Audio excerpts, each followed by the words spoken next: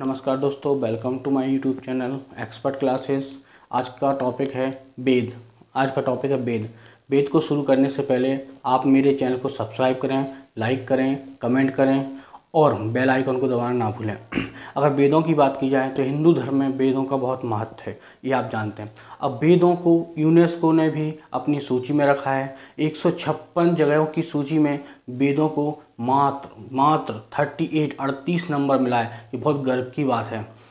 अगर वेदों की बात की जाए तो वेदों में लिखी हुई चीज़ों को साइंस भी मानता है और साइंस को वेदों में लिखी हुई चीज़ें टक्कर मारती हैं। और वेदों को हम लोगों ने अच्छे से पढ़ लिया है, बट इस वेदों को पढ़ना बहुत टफ होता है। अगर वेदों के इतिहास की बात की जाए तो यूनेस्को ने इस पर रिसर्च किया है, जो कि ध्यान रखना बीसी में 1500 से 1000 साल पुराने माने जाते हैं। मतलब हमें गर्व होना चाहिए, जब दुनिया अपनी संस्कृति खोज रही थी कि हमें कैसे सीखना है, उस समय हम लोगों ने वेदों को लिख दिया था। तो हमें इस चीज़ पर गर्व होना चाहिए। अब वेदों की बात की जाए तो वेदों को 4 प्रकार से बांटा गया है। अब वो 4 प्रकार कौन से होते हैं? सबसे पुराना वेद है ऋग्वेद और सबसे नया वेद है अथर्ववेद। सबसे पुराना है ऋग्वेद और सबसे नया है अथर्ववेद। वैसे 4 होते हैं, ऋग्वेद, यजुर्वेद, सामवेद और अथर्ववेद। ध्यान रखना।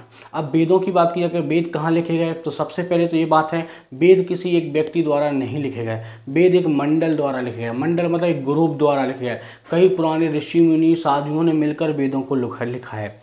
अब वेदों की बात की जाए तो वेद कहाँ लिखे गए हैं, तो अधिकतर माना जाता है वेद पंचनाथ या पंच, जहाँ पर 5 नदियाँ मिलती हैं उस जगह, ऐसी जगह मिली, ऐसे विवरण मिले हैं या ऐसे वर्णन मिले हैं जहाँ पर 5 नदियाँ मिलती हैं, वहाँ पर वेद लिखे गए हैं। तो भारत में केवल 2 ही ऐसी जगह हैं जहाँ पर 5 नदियाँ मिलती हैं। एक तो पंजाब, तो 99% पंजाब में ही वेदों का वर्णन किया गया है या वेदों को लिखा गया है। वेदों को लिखने वाले ऋषि मुनियों के नाम ज़्यादा नहीं मिलते हैं पर्टिकुलर, क्योंकि पर्टिकुलर किसी व्यक्ति ने या किसी ऋषि मुनि ने इस वेद को नहीं लिखा है।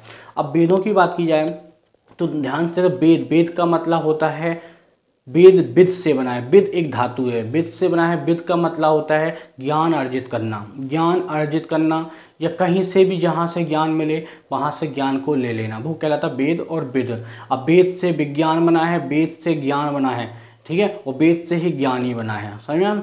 अब इसकी बात की जाए तो वेद, सबसे पहला जो हमारा वेद है वो है ऋग्वेद। ध्यान रखना, ऋग्वेद ये सबसे पुराना वेद है। इसका पूरा एक पीरियड ही चला है, पीरियड मतलब समय चला, जो कि 1500 से 1000 बीसी का है। और इस वेद की बात की जाए तो इस वेद में कुल 10 मंडल हैं। कितने मंडल हैं? 10 मंडल हैं। बट इसके मंडल को हमने 2 भागों में बांटा है। 2 भागों में एक भाग कहलाता है प्राचीन मंडल और एक कहलाता है क्षेप मंडल। क्षेप मंडल और प्राचीन मंडल में अंतर इतना होता है, प्राचीन मतलब तो पुराना होता है और क्षेप मंडल होता है नया। अब प्राचीन मंडल में कौन सी चीज़ें रखी गई हैं, ध्यान से रखना। प्राचीन मंडल में हम लोगों ने जो रखे हुए हैं वो रखे हैं 2, 8, 9, 10 मंडल। 2, 8, 9, 10 मंडल को प्राचीन मंडल में रखा है। 1, 3, 4, 5, 6, 7 ये 6 मंडल, मतलब इनको बाद में जोड़ा गया है। हम मंडल की बात की जाए तो मंडल बहुत बड़ी चीज़ है, बहुत ब्रॉड है, इतना आसान नहीं है इनको पढ़ना, क्योंकि इसमें पूरे ऋग्वेद को रखा गया है। हर मंडल, ध्यान रखना, हर मंडल किसी ना किसी महापुरुष को या किसी ऐसी चीज़ को दिया गया है। जैसे सूर्य देवता को दिया गया है, पृथ्वी को दिया गया है, तो हर चीज़ को एक मंडल को रिप्रेजेंट किया गया है। अब जो भी ऋग्वेद पढ़ता है, जो व्यक्ति ऋग्वेद पढ़ता है, जो पंडित पुरोहित ऋग्वेद पढ़ता है, उसको क्या कहा जाता है? उसको होर्त कहा जाता है। क्या कहा जाता है? होर्त कहा जाता है। एक क्वेश्चन पूछा जाता है कि ऋग्वेद पढ़ने वाले व्यक्ति को क्या कहा जाता है? होर्त कहा जाता है। नेक्स्ट है हमारा गायत्री मंत्र कहाँ से लिया गया है। नेक्स्ट क्वेश्चन कोई पूछता है गायत्री मंत्र कहाँ से लिया गया है, तो आपके याद रखना गायत्री मंत्र ऋग्वेद से लिया गया है। कहाँ से लिया गया है? ऋग्वेद से लिया गया है। इसके बाद आता है हमारा और क्वेश्चन, देखो इसमें कोई बनते हैं। गायत्री मंत्र कहाँ से लिया गया है? ऋग्वेद से लिया गया है। हाँ, ऋग्वेद में वर्ण व्यवस्था को दर्शाया गया है। ऋग्वेद में वर्ण व्यवस्था को दर्शाया गया, मतलब ऋग्वेद से ही जातिवाद को दर्शाया गया है, या जाति समाज धर्म को दर्शाया गया है। नेक्स्ट है हमारा ऋग्वेद में किस चीज़ की प्रशंसा की गई है। याद रखना, ऋग्वेद में ईश्वर की प्रशंसा की गई है और ये पुरुषार्थ है, वर्णार्थ और पुरुषार्थ। वर्ण मतलब होता है जाति धर्म को बताना और पुरुषार्थ मतलब पुरुष व्यवस्था को बताना, पुरुषार्थ है। इसके बाद अगर वर्ण ऋग्वेद की बात की जाए तो ऋग्वेद, ध्यान रखना, ऋग्वेद में देवताओं को खुश करने के लिए, ऋग्वेद में देवताओं को खुश करने के लिए आपको श्लोकों को पढ़ने की, ऋग्वेद के श्लोकों को समझना इतना आसान नहीं है, बहुत टफ होते हैं। इनको वही व्यक्ति समझ सकता है जिसने संस्कृत में बहुत अच्छी पकड़ रखी हो। इसके बाद आता है हमारा यजुर्वेद। इसके बाद हमारा दूसरा आता है यजुर्वेद।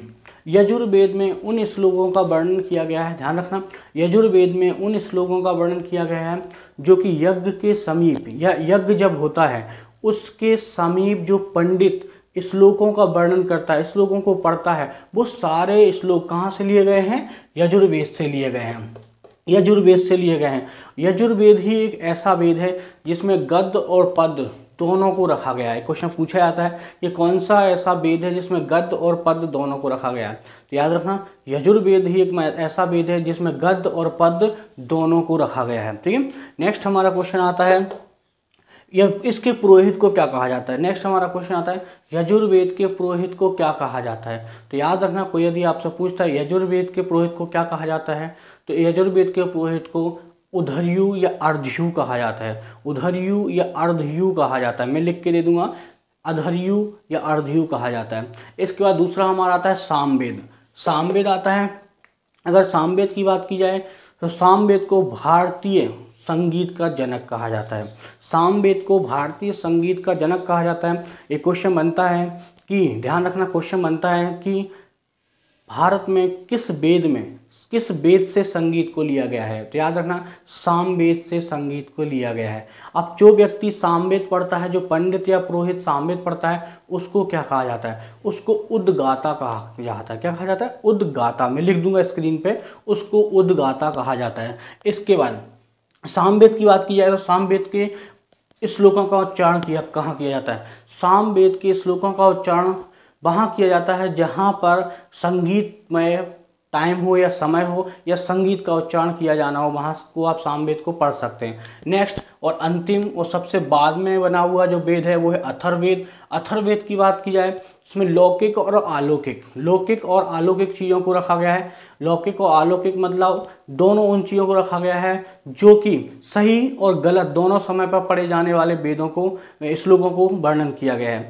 अब इसकी बात की जाए यजुर्वेद की, तो इसमें विषय वर्णन किया गया है। विषय वर्णन ऐसा किया गया है कि इसके श्लोकों को ऐसी जगह पर पढ़ा जा सकता है जहाँ पर मंगल कार्य हो, मंगल भी हो सकता है, या फिर जहाँ पर जादू टोने की बात की जा रही हो। तो ऐसी जगह पर इन वेदों को या अथर्ववेद के श्लोकों को पढ़ा जाता है।